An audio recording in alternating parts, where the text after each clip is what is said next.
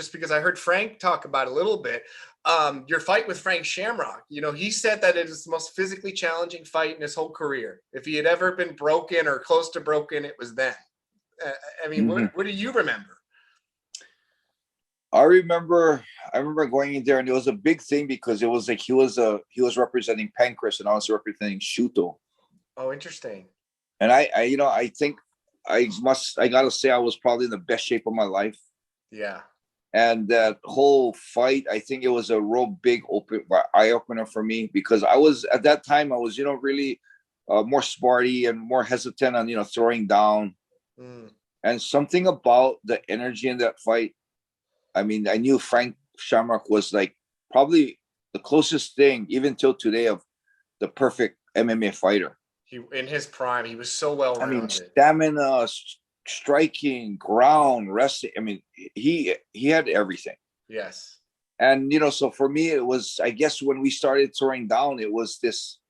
I could feel that energy. He was a warrior, so willing to stand in there toe to toe. And when you get those crazy fights, you got to understand that it takes two to tango. Right. If he would run away and cover up or tackle, you wouldn't have that excitement. So yes, the energy was crazy. I mean, I really felt like I was there to kill him, and he was there to kill me, and he wasn't gonna let me kill him. He was gonna try and kill me before I killed him, and I was gonna do the same thing. So for me, that was probably the most exciting fight for me, because I just let everything out. I got the short end of the deal because he caught me with a good knee and then a right cross. And in that day was a weird rule where there was a standing 8 count. Yeah, so when I went down, in actuality, MMA, you're supposed to be able to jump on there and pound them, but because of the rule, the referee was trying to give me an 8 count. And I guess instinctively, Shamrock was trying to finish the fight. Yeah. And then Egan saw that, and Egan ran in. And that explains that, though. I've always wondered. I mean, that was my next question. Because two thoughts, and then I'll shut up. I grew up in foster care, and I got separated from my biological siblings. So when I saw that fight, my first thought was, God, I wish I had a brother like that. And then my second thought was, why? Yeah.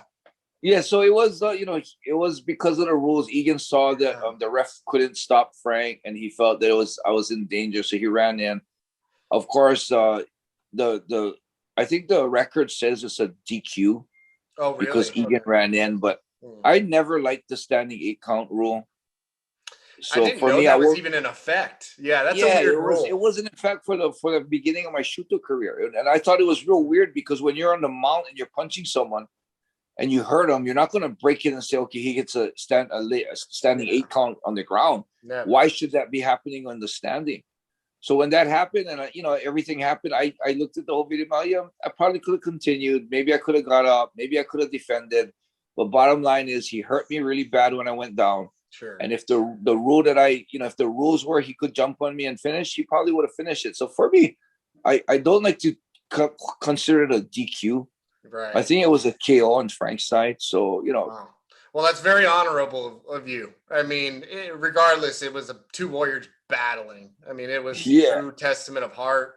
I mean, that is like, there's a couple fights out there where I tell people you gotta check out, if you want to see like heart, you want to see will, you want to see like, it's not about the kicks and punches. Like if you want to see art kind of being expressed that way, though, there's a great fight. That's a great one I would point them to for sure.